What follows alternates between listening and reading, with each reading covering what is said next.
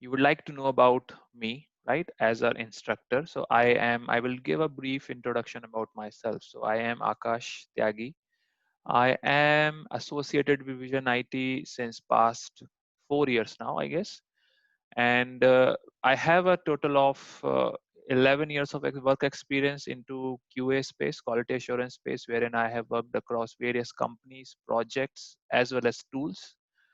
Um, right now, currently, I am working as an architect capacity in an MNC, and mostly we use Selenium API automation stuff there. And for the course which we have here in Vision IT, I try to kind of replicate what we do, what I do in the company, and I try to replicate the same thing here. And I have designed the course which will kind of give you the similar experience and impact as a real time or real world project, automation project, right? Uh, if you want to see me as well, I can open my video so that you get to see how I look. Okay. Okay. Can you see me? Hey guys, can you see me? Yes. Yeah, see, I am in Goa right now in the lockdown period. Okay, just kidding. I'm still at home. It's just a background. All right, so that's about me. I have a few things more about me, perhaps. So I have exposure to various programming languages as well. I have never been into a development environment, so I have some experience in the PHP side, but not hardcore PHP projects. So mostly my career spans around QA. Okay. But I do have a lot of programming knowledge across various languages. So VB Script, C#, PHP, as I mentioned, Perl, I have some exposure, Java, I'm good at, right? Little bit of JavaScript as well. Okay. All right, enough about me. Now let me also shut down my video because it consumes bandwidth and this could slow things up. If you want to see me again, you can ping me. I'll open the video again. Okay. All right. So now automation testing ecosystem is what we need to discuss first. So most importantly, when we talk about automation testing, there are a lot of different aspects and components associated with it, right? So we have Selenium, we have heard a lot, right? Because automation testing is sometimes used as an interchangeable word with Selenium. Like automation testing means Selenium, right? It's not that actually. Selenium is actually very important, very small part of the whole automation testing ecosystem which we need to learn, right? So Selenium is, as I said, is an important part. Indeed, it's an important part, but it's not the whole. It's part of the whole. Then we have API, which is again in super demand. So no one will actually come to you and ask you that you are a Selenium tester. Can you come and join us? They will ask you for other skill set as well. So API is one of those skills which requires your attention. Then we have Rest Assured, which again is a tool to automate APIs. Testing frameworks is what you need, Cucumber or TestNG, or simplest of all is JUnit, but frankly, no one uses that. At least in the integration test cases which we do, which we are getting trained for, no one uses JUnit there. Then other useful Java libraries, etc. Right? But what I want to highlight in this slide, which you see here, is that whatever you see, all of that works inside Java JVM, right? So actually, the ecosystem which I'm talking about is Java and JVM. That's the main thing. That's your platform, and everything else which you see here works inside Java. Okay, JVM here stands for Java Virtual Machine. Java is a source code, is a language which provides you with the source code syntaxes which you can use to give instructions to your machine so that it can do the operation which you like it to do. Okay. So one thing from this slide is very clear that that's fine. I mean, these are important. This is okay. But the most important thing which we need to do first is Java JVM. Java is the most important thing because without which you'll not be able to use it. As simple as that. Okay.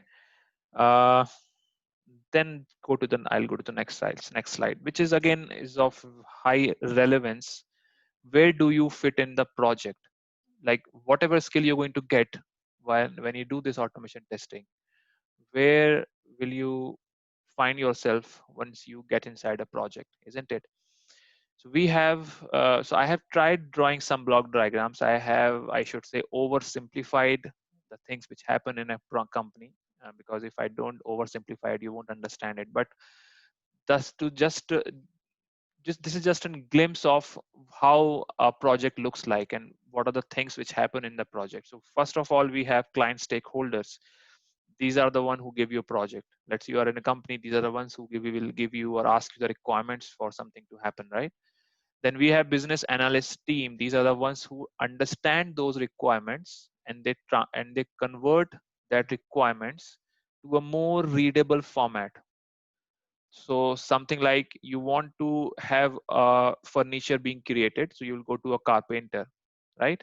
So when you go to a carpenter, you will say, I want this furniture to be created, right? So in this case, you are the client, all right? You are not very sure how a furniture is to be made. All you know is how it should look like, right? And you have some ideas in your mind, but you're not sure how it should be implemented, how it should be conveyed, what are the nitty-gritties of it. You're not really know them, and you don't have that domain knowledge about it. This is the keyword which people use called as domain, right? So something can be a financial domain, it could be a healthcare domain, it project could be of e-commerce domain. So these are domains, right? So when you go to a carpenter, you're not very sure about the domain information. You're not sure what this thing is called, what that thing is called, right? So that's why you need business analyst teams. So these are domain experts. These are the people who know stuff, who know business, and they will guide you. So here carpenter can act as a business analyst, or someone from his team can act as a business analyst. He will come to you, he will understand your requirements. Okay, I understand you want this to be created, this is how you want this to, you want these kind of handles, you want these kind of velvets, the covering should be like this, the foam should be like this, it should have this dimension, all those things. He will understand it from you, and then maybe he will not go and create that furniture for you. He will write these dimensions down in a piece of paper perhaps, and then he will pass that piece of paper to his workers, right? And workers are the real developers. So these are the workers, right? So this is you in this analogy which I just gave. This is you, client stakeholder. This is you. This is the one who is taking instructions from you. Then this is the development activities. These are the one who they're the workers, isn't it? They're the workers. The workers who are actually making that is going to make that furniture based on the information which business analyst team has given to them, and which the business analyst team has got from the client. Now this comes the area of interest. Now comes the area of interest, which is QA activities. Now the developers will go and create their stuff. They have said, okay, we have understood the development, we have understood the document, and we have come up with this furniture. This is see how good this is looking, right? And they will say, okay, but we have a process. The carpenter owner, so the furniture shop owner said, we have a process. It has to be validated, right?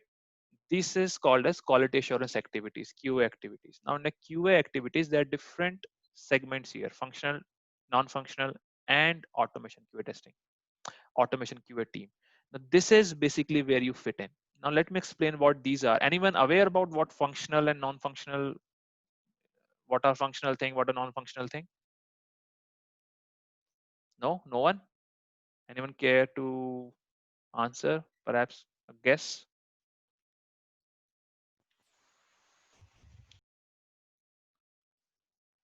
Okay, okay, no problem. Maybe in coming days we will be having more interactive sessions, but I think today is the first session and there are few hesitations, which is fine. Okay, so now functional, non-functional. Now functional aspects are the thing which are, as name suggests, the functionalities. Like in an e-commerce application which you have, the functionalities of a e-commerce domain application could be like you want to search the product, you want to check out, you want to submit the order, you want to filter, right? all those things. You want to filter based on the different categories and criterias. Those are functional aspects. What are non-functional aspects? The non-functional aspects are the performance, the usability, the portability. Like there are a lot of different uh, parameters against which you can check the, which comes under the purview of non-functional stuff. But the mostly you can remember non-functional is by the performance, how much time it is taking to load, how much time it takes for one user to perform an operation, and how much time, extra time it is taking when 100 concurrent users are trying to access the same page, right? Parallel execution, like something which used to happen with IRCTC's website a lot previously, right? When lot of at 10 a.m. I think, or 10 or 8 a.m. In the morning, there was Tatkal booking opened, and a lot of people used to, there huge rush there, and no one used to get any response, right? So that is like someone didn't quite did non-functional testing properly there, right? Okay. Now functional and non-functional, right? So in our analogy, functional is there will be a team. They will say, okay, I will check the furniture, and they will try to understand all the aspects of it. Now they are doing things manually, right?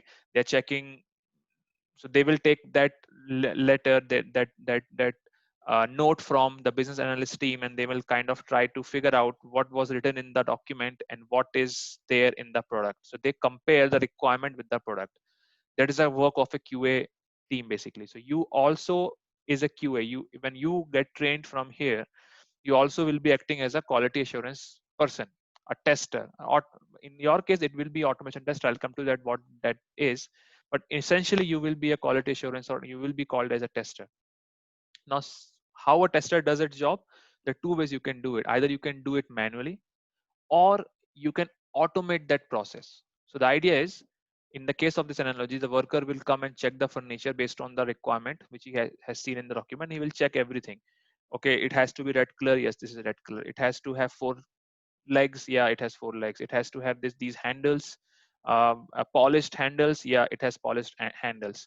If it finds a mismatch, it will immediately go and tell the, you know, the carpenter or the owner that there is a bug. It has to be sorted out. There's a defect because the customer wanted this, but this we have given this, right? This could be a bug, or the worker tried to sit on it and it broke, right? It's a bug, right? So breaking the system is the tester's role. So tester's role is to break the system, look for the concerns, issues, and defects in the system which is being developed by development or developers, right? Development team. So we act as a gateway to that. So when you come out of this course and you go into a project, first of all, you will be a functional QA automation tester. Sorry, first of all, you will be a functional tester. And then you are specialized in a specific skill, that is whatever was being done manually, the testing which was being done manually, now you have a robot for it. So what automation testing team does, or what automation tester does, is it creates a robot, which we can also say in the IT term as bot. So you're going to create a bot which will have enough understanding on how to automate the testing stuff, the how to simulate the manual testing steps which this team is taking, or which this team is doing, and how you will create a robot which will do it automatically, right? So this is how the context of automation comes inside quality assurance. Now automation is not a new word, right? It is has many application even in industries, in manufacturing industries. Everyone wants to automate it because of few reasons, right? So we will talk about those reasons maybe later, but for now, just to give you understanding of what are the prime benefits of it is, first of all, it's fast, because the manual person has to sleep also. Let's say the order was of 1,000 furnitures. Manually, if you go and check 1,000 furnitures, it will take at least 3 days, 4 days, at least 10 days. But if you have a robot, it can do it 24/7, and you can get the result within 2 days or 1 day or maybe half a day, right? Depending on how good your robot is, right? But in this case, this is not true, because you will have to sleep as well, right? The tester has to sleep, so you will only work from 8 to or 9 to 6. You cannot work more than that, right? But the robot can continuously work. Secondly, if the tester does not had a good night's sleep, right? In the morning, he might not be that efficient, isn't it? So he might miss few defects which are very evident, but it's not the case with the automation bot. The automation robot, you can understand it as a robot because you can visualize it, right? So robot can actually pinpoint defects if it is told to do so. So it's something like you have to impart your intelligence to this robot, and that robot will work accordingly based on the instruction which you have already given, and based on that, it will try to find the defects inside the system, right? So your job in a project will be this. That is why I've took too much time on this slide to explain you what you're going to do inside once you get inside the project. Okay. Now, agile way of development and testing. So this is a very static view of how a project works. Okay. How a project works is the requirement is gathered, business analyst team documents it, then it passes on to development team builds it, QA tests it, then it is given to deployment delivery team, it's called as platform team. They will kind of deploy it into a live server and it will be shipped, right? Now this is okay if it's a small project, but what about there are frequent changes which is happening, right? Then this model will not work. This is in typical language, it's called as waterfall model, right? We don't want to have this kind of model nowadays because it has a lot of disadvantages, which again we'll talk later. But it's a lot of disadvantages. One, most importantly, it has issues wherein it is not flexible enough, right? It doesn't provide good feedback to the customer in short intervals. So these all are the things which we're going to talk about in this course, maybe later, of course, when we talk about testing principles and all. But just an understanding, just to put this into contrast to this slide called as agile way of development testing. In what happens in here is it's a continuous cycle. So first develop a software, test a software, and deploy the software, and then again develop a software and test a software and deploy the software. Now, what do I mean by this is, consider an example of a WhatsApp application. Someone wants to build a WhatsApp. So there are two ways they can do it. First, one way is this waterfall way, right? You write the documentation, you write what are the features required there in the WhatsApp app. So it is calling, it is messaging, texting, smileys, video call, conferencing, right? All those things. So you will write everything first, then you build it, you create it, develop it, then you test it, and then you deploy it, and your work is done. That is waterfall. This is no longer being used anywhere. At least I don't know a place where this is being used. And if it is being used, there has to be a very good reason for why they are doing it. Otherwise, there's no rationale behind why to use this waterfall model. Now, the agile way is different. In the agile way, what they say is first develop only the calling, then test the calling functionality, and then deploy it, right? And then call customer and show that piece of work to customer. Now, customer can do two things. Either he will be happy about calling functionality working fine, or he can say, I need changes. Then in the next iteration, which we also called a sprint in agile, then in the next iteration, what you can do is you can modify that, modify the feature which the customer has given feedback to, and create a new functionality, which is, let's say, chatting. So now when the next time product come, it will have calling, enhanced calling, because you have implemented the feedback which was given to you by the customer. And secondly, you will also have a new feature called as chatting, right? So now you have two features, and now both of these features you will again call the customer and you'll show it to him. Now he can give feedback on calling, and then he can also give it feedback on chatting. So what really happening here is, in each iteration you're delivering a functionality. In each iteration you're asking customer to review it, and based on its review he can give feedbacks and you can improve upon it. So what really happening here is that you are testing it in a cycle. You're testing it in a cycle, continuous cycle, you're testing it, and with each iteration you're improving the product, right? So this is the advantage which typical advantage or example which I gave to compare this agile and waterfall. There are a lot many things which can be discussed on this, but again, it's not in the purview of today's session. Now I'll move on to the next slide. By the way, if you have a question, you can ask, you can chat. Okay. How do we test? So for testing, you have multiple maybe two ways of doing. Either you will just do a casual testing, something like you go to a shop to buy a bag. When you buy it, when the shopkeeper shows you the bag, what you do is you really actually test it, right? You check the chain, you check the pockets, you check the straps, right? You basically check the quality. Now this is called as unstructured testing, right? A casual testing, or you can say exploratory testing. You're trying to explore how the bag is, what is the built, and all those things.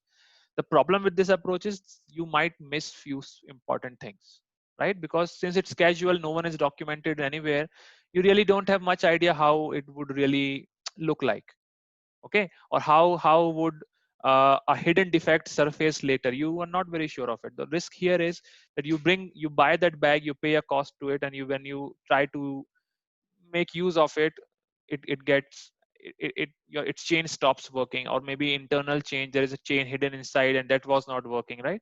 Because you don't had a proper approach of testing it.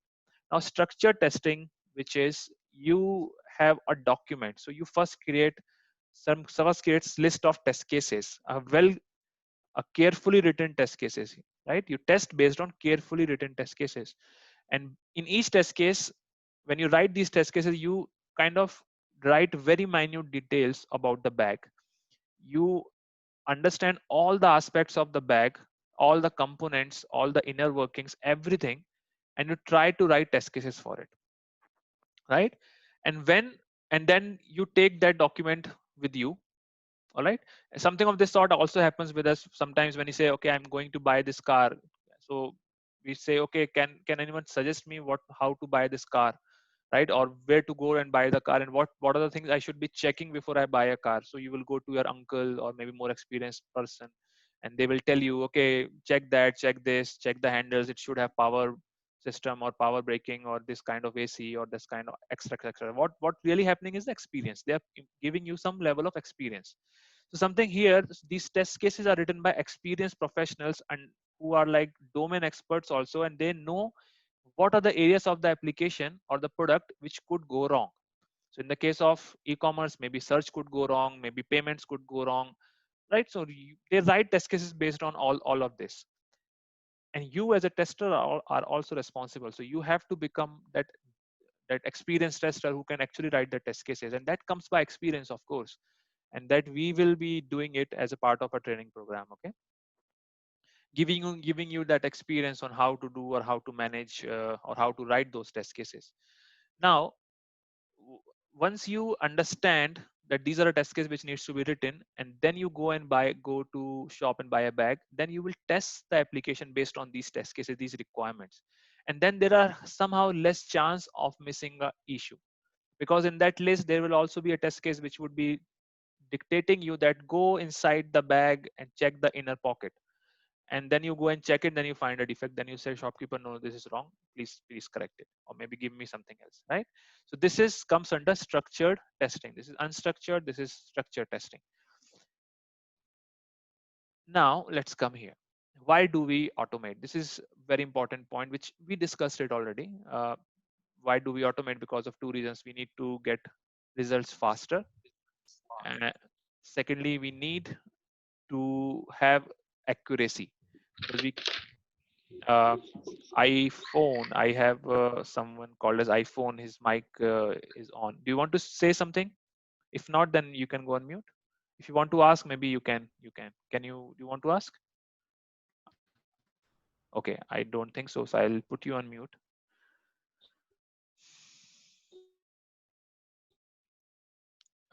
If you are saying something, I'm not able to hear you. You can chat also if you like. Okay. Now I was talking about this slide called as why do we automate. So as I said, we need two things, two important things. One is time. We need to get results in a timely fashion, fast. Second is I need to get it in a more accurate way. So I need to find the defects in the system more accurately. So here, if you say this, as I talked about in the beginning, this one cycle is called as sprint, right? So this is first sprint, second sprint, third sprint, fourth sprint. Like it can have n number of sprints.